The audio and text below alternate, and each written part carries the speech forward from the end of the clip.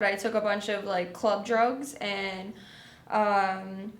yeah, the rest of the night was crazy. It was a total blur. And it was the first time in my life that I felt some semblance of peace.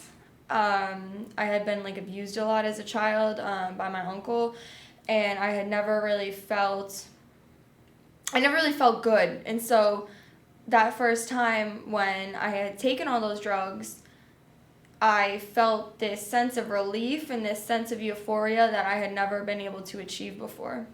So, because of how good it made me feel, because for the first time in my life I was able to feel this peace and euphoria, I sought it out everywhere that I could, and I tried to find it as often as I could. Before I used drugs, I always felt bad. So before I used drugs, I had an eating disorder already. I was anorexic. I was bulimic.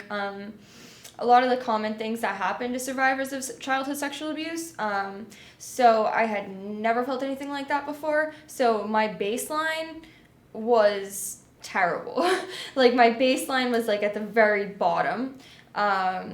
So when I wasn't on drugs, I was like right back at that baseline, if not worse, because now I knew that I could actually like feel amazing, artificially amazing, of course, but I knew that this feeling existed. I mean, like when I would take a drug, immediately there's that rush. There's that feeling of where it's just like you breathe in and it's just everything.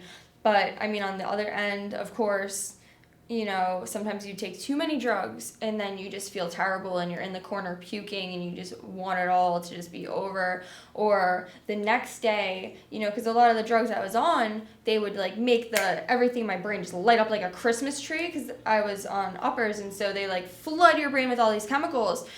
And when you don't have that, it's even worse. Like the low just hits you so hard.